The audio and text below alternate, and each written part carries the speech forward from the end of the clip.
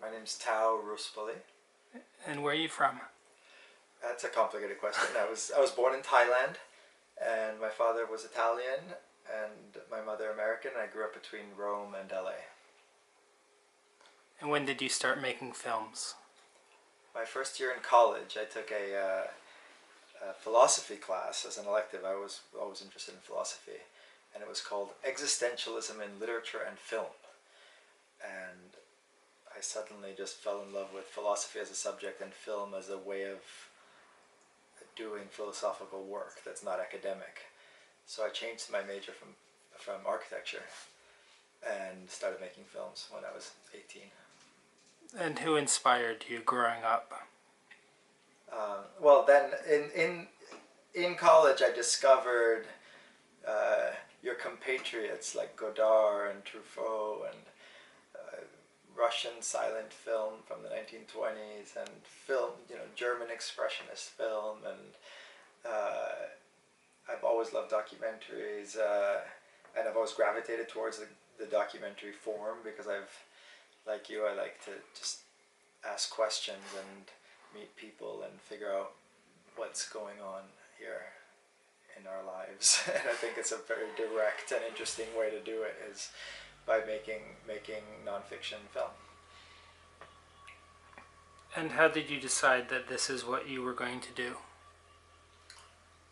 Well, I always wanted to do something kind of responsible. I felt like I was kind of the responsible one in my family, and that's why I picked architecture. It's because I knew I had a creative impulse, but I also thought that I should be serious. And architecture seemed like a nice mixture between the serious and the creative, but it wasn't authentic because it didn't come from a love of buildings. I mean, I do love buildings and I love design and everything, but not like as a primary love, let's say. So when I discovered that film could be this amazing, serious medium and career, I decided very soon after that that's what I would try and do. And I got a little camera. This was also nicely coinciding with the beginning of digital video. So there was an excitement in the late 90s, early 2000s about the fact that we could take film out of the hands of, big money and Hollywood and do a more kind of personal and direct form of storytelling. And how does it feel to have Monogamish coming out? It feels fantastic. It feels, of course, I'm somewhat apprehensive in the sense that this film is more personal than any I've made, and all my films have been somewhat personal. I've always kind of jumped off from something that's affected me deeply. But this one, coming out of a divorce and having had an experience that really affected me in my deepest core, and wanting to use filmmaking almost as a form of therapy, as a form of like figuring out what happened, what not only to me personally, but I realized very quickly that of course it's a very universal experience having the end of a relationship, and we're all affected by it in two ways. One is the way it happens to us, but also what happened to our parents. And so all of this I quickly learned is informed by larger cultural suppositions and institutions that are much more arbitrary and contingent than we realize, I think. We go into these things unquestioningly. I remember one of the lawyers that I talked to early on said, marriage is the most important contract that you'll ever sign in your life, and most people look it over less carefully than they look at their cell phone contracts when they get married. So we have this really interesting and complex pile of issues that come together in this institution of marriage and monogamy. I mean, obviously there's our biological impulse to procreate and have sex, and then we have economic issues that come when two people decide to share a life. Then we have religious issues, and what are the, how is marriage a form of, idealism and transcendence, and how can religious authorities step in to control that? We have obviously historical and anthropological and sociological issues at hand here. So it quickly became apparent to me that this is way more complicated than I ever thought, and that I wasn't going to so much be able to answer any final questions as much as go deeper into the issues, and then hopefully not only me but whoever watches the movie have tools at their disposal to have a more nuanced dialogue about it with themselves and with their partners. And that's why it took so long to make the movie. It took like 5 years to finally get it right, and now I think I'm really happy with it. So it's and other people have started to recognize that it's maybe a worthwhile hour and a half to spend thinking about these issues with these interesting people talking about it. So it's coming out in New York first, October 13th to 19th, playing at the Roxy Cinema. And then around the country, in the United States, we have screenings. They're going to be lined up all over the place. And then and you can go to monogamishmovie.com to find out, see the trailer and find out more. But you probably have more questions, so we can... So what would your kind of quick summary be of what the film's about? So the film, again, comes out of my own divorce. And I used to read Dan Savage since college. He's, I think the most interesting sex and relationship advice columnist. And his background is interesting because he had a friend who wanted to start a magazine like you. It was the Stranger in Seattle, their weekly paper. And Dan Savage said to his friend who was starting it, "You should have an advice column. Everyone reads the advice column." And he said, "Well, why don't you do it?" And Dan Savage is gay, and knew nothing about man-woman relations. He said, he would joke that he didn't even know where the clitoris was when he started writing this column. And so at first it was a joke. The idea was that he would treat with the same ignorance and contempt the straight couples that the straight sex advice columnists treated gay and LGBTQ people who wrote questions back then in the 80s and 90s. So I started reading this column in the 90s when I was a student at UC Berkeley, and really getting a kick out of his subversive and hilarious take on all of these questions. And I was always very curious, obviously, as I think everybody is. Nobody isn't touched by issues of sex and relationships. And so I read him kind of religiously for 20 years. And after I got divorced, I turned to him for advice, and also with this idea of making a movie. And so I wrote him very kind of naively and open-heartedly, saying, "Hey, I just got divorced. I've been reading it for a long time, and I'd like to make a movie, and let's call it Monogamish, and why don't you star in it?" And it took me 2 years to convince him to be in it. And in the meantime, I started interviewing a lot of other people. Esther Perel, who's great, the writer and therapist, and Christopher Ryan, who wrote Sex at Dawn, a New York Times bestseller, which is a lot of people know these days. And I traveled back to Europe to interview my own family members, and because I have a very long family history that goes back 1,000 years, and so of course I realized that there was a historical element that I could use to tie in to my personal story.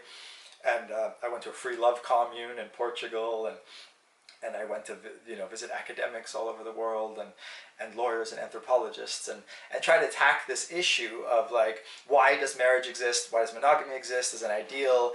Why is there such a disparity between the ideal and the reality? And I thought this was a question, obviously other people have asked it before, but I don't think that we can ask it enough, especially since most people, I think, fall into 1,000 defaults in their relationships without questioning them. We just kind of fall into monogamy. We fall into this fairy tale notion of what a relationship's supposed to look like, and then when it doesn't look that way, we beat ourselves up over it. We think there's something wrong. We think there's been a failure, and we get depressed. And of course, all our insecurities and all of our most dark secrets and all of our most things that have touched us most intimately from birth, growing up, and how our parents dealt with these issues are all laid bare and made into these open wounds that we have to kind of deal with on our own. Or, obviously we help each other, and there's a whole industry of therapy and everything like that. But I still thought I could attack this from an interesting way by looking at it very openly from a very vulnerable place and with great humility, and trying to see if I could shed any light on the issue. So you kind of answered this next question already, but I'll ask it again just to synthesize it. At the end of the film, you say there aren't any easy answers to the questions. Two questions you've been asking. What would you say are the main questions? I'd say the main questions of the film is, why does monogamy exist as an ideal? Is it the only way?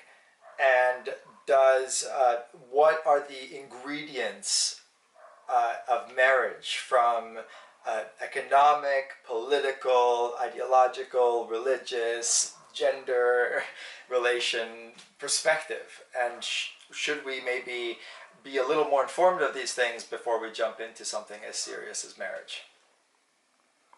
So when you were speaking with marriage and family therapist Dr. Laurie Johnson, you say, she says, there's a depth of connection that you have in monogamy that you just don't have otherwise.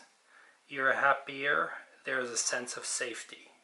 To which you respond, but that very sense of safety that you were talking about is the antithesis of sexuality, which she then disagrees with. To me, it seems you're examining the relationships and emotional connections between people and what type of traditional, untraditional structures work best, and there is not so much focus on sexuality. To what extent do you consider sexuality to be an integral part of these issues? Oh, I think sexuality is central to it all, of course. I mean, there's a contradiction in the culture, as Dan Savage points out in the film, that on the one hand, sex is so important that, it will be the thing that breaks a relationship that is otherwise has so many things going for it. You might have a couple that's been married for 20 years. They have children, they have joint bank accounts, they've built a house together, a physical house and a home in the more metaphorical sense and spiritual sense, and then someone has sex with somebody else, and that's grounds for breaking all of this. And then they're told sex is not so important because just because you're not having it anymore, you shouldn't run off and have it with somebody else, because you should just, that's not that big of a deal. But it's such a big deal that if you do go and have it with somebody else, then that's grounds for ending the whole relationship.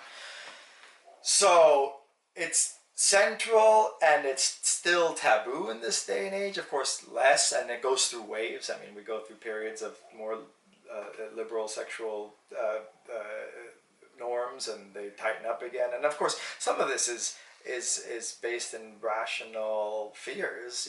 There are sexually transmitted diseases. That's a very real issue. And of course, so I think that when AIDS came about, and you had a period in the 60s and 70s when most infections were cured, and you had the pill for pregnancy, so the consequences of sex were much less, and therefore you saw, I think, a loosening of morality.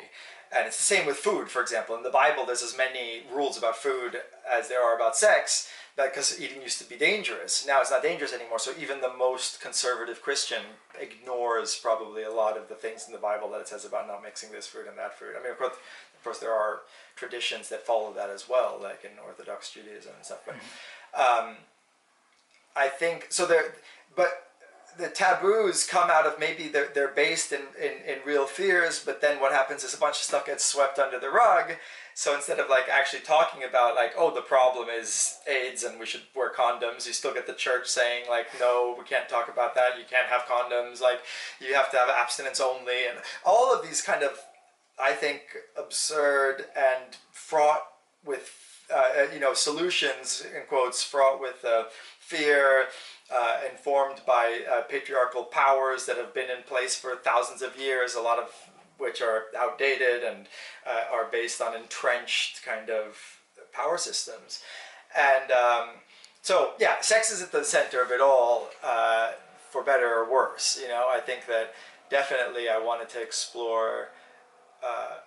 I don't think you can't just talk about sex, though. I think you have to talk about history, you have to talk about patriarchy, you have to talk about religion, you have to talk about economics, and out of those emerge a different, hopefully more nuanced and subtle perspective on what is happening when we take off our clothes and have sex with somebody. Does it seem that sex is what creates the contradiction between all these different theories and structures? And that if it was not part of the equation whatsoever, that the arguments for what works and what doesn't would change and shift dramatically? I mean, it's an interesting. It's kind of impossible to answer. It's like there's a story of a guy who said, "Isn't life strange?" To which his friend quipped, "As compared to what?" I mean, it's difficult to imagine sex not being there. What I do know is. Human beings, what is unique to us is that we start with the biological impulse, and then that's just a jumping off point for all sorts of traditions and cultures and norms that go way beyond what the original natural impulse was, to the point where the natural impulse becomes almost irrelevant. Of course, we need to eat, right, to survive, but that's not why we have restaurants and kitchens and all. I mean, it's one reason. But you can go eat with whoever you want. You can, but we still have a million norms and practices, and we have good manners and bad manners, and we have ways of eating together that give a lot more meaning to the act than just the just getting our nutrition, right? And we can have a very deeply meaningful interaction with somebody. And I think you're right. I think we should look to food as a good example of how we can still sacralize something and still take it seriously without having all of the taboos around it. So I don't think we should turn sex into McDonald's. I don't think we should have everybody just turn it into a cheap, commodified, quick experience.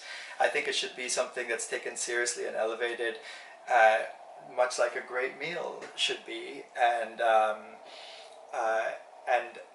but maybe it's time to question some of the moral suppositions that go behind it, because these things are changing all the time anyway. That's the other thing, is like everybody thinks that whatever's happening in their day and age is natural, and meanwhile it changes every 10 years, so people have a very short memory. You know, like look at the 50s compared to the 60s compared to the 80s compared to now. And again, I try and touch on all of this in the movie as much as possible as you can in an hour and a half. But what's interesting to me is beyond the movie, the conversations that are going to happen. You know, both in the theaters where we're going to be doing Q&A after each screening, and also just between people who watch the movie at home. And that's what excites me most. And even in the screenings I've done so far in film festivals and other places I've had the opportunity to show the movie, for me the conversation that it engenders is by far the most interesting and gratifying thing. And when you were speaking with Dan Savage, you state that you had no religious upbringing, thank God, and that your parents did the rebelling for you.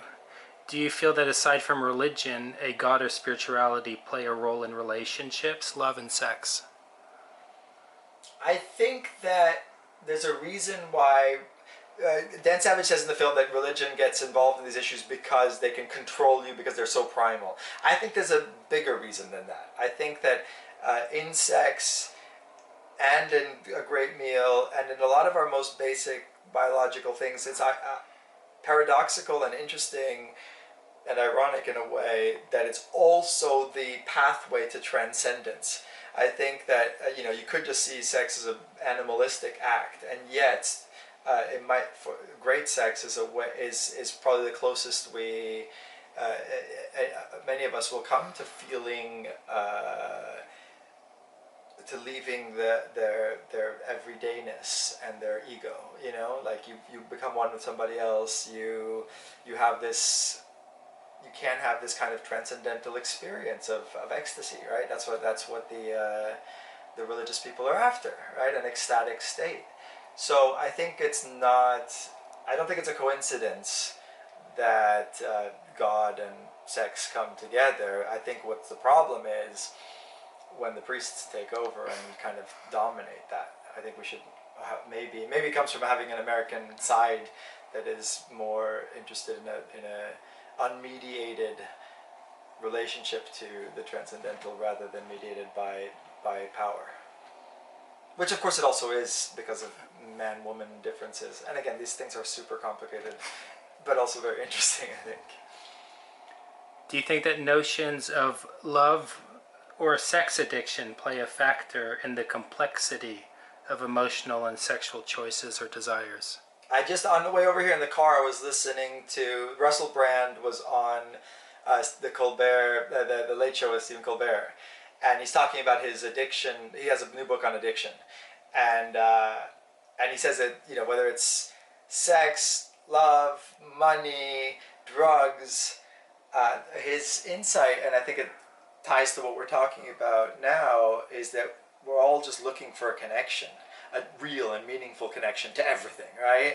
And addicts are often just have that deep desire for connectivity and oneness and ego dissolution.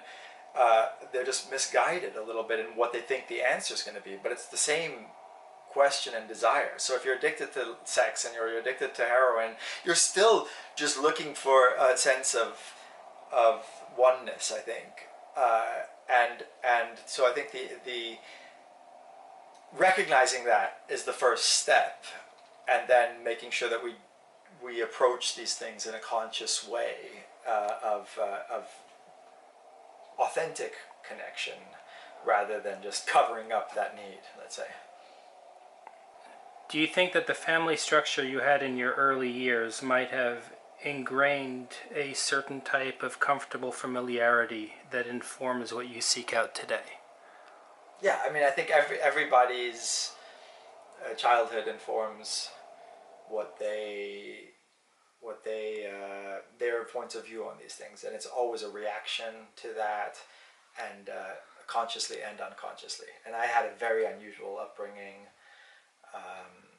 with a family that was just as non-traditional as they get, and I think that helped me see how like one can think outside of the box with these issues, and it's definitely informed my desire to explore alternative relationship models and be drawn to them. And so absolutely, but I don't think you need to have that, and people break away from their family traditions. Also the other way around, people can have a very wild upbringing and then like respond to that with a very conservative path for themselves. What life event has impacted you the most, and what role has that played in your art? Well, in this film, I think we were talking about the narrative of life. We have, as a culture, ways of kind of signifying chapters of our lives. So we have graduations and proms and birthdays, and these are all like kind of ways of demarcating different periods and stories of our lives. And marriage is a big one, and so is divorce. And divorce is a rite of passage in a way that a lot of people go through, and we don't have quite the rituals around it that we have around marriage, for example, because obviously it's often so fraught with unhappiness. But that doesn't mean that we can't have things like a funeral is a very sad thing, and yet we still have a lot of practices around death that help us cope with it. And so maybe divorce should be more ritualized. I don't know, I'm thinking out loud right now, but it certainly was the impetus for this film. It was a life-defining, shattering and then life-defining event, which then marked the end of one chapter, the beginning of a new one, and a beginning of a new way of looking at relationships, and which now, as difficult as it was, I'm grateful for now. So what's next? What's next is a movie called The Girl on a Motorcycle, based on a French film and book. In the 1960s, there was it starred Marianne Faithfull and Alain Delon, and I've been hired to write and direct the sequel, remake of this film. And it's funny because it's about the same issues as Monogamish by coincidence. It's about a woman torn between two men. One is a very kind of boring husband and the exciting lover who teaches her to ride a motorcycle, and the motorcycle becomes a symbol of danger and eroticism and the unknown, and so how does she choose between these two paths in her life? So anyway, so that's what I'm working on now. And again, I should stress that if you want to see Monogamish, it's monogamishmovie.com, and it's playing in New York City October 13th to 19th this year, 2017, and then around the country after that, which you can find out at monogamishmovie.com, and then on TV and on demand and internet, you'll be able to find it. Thank you. Cool, thanks.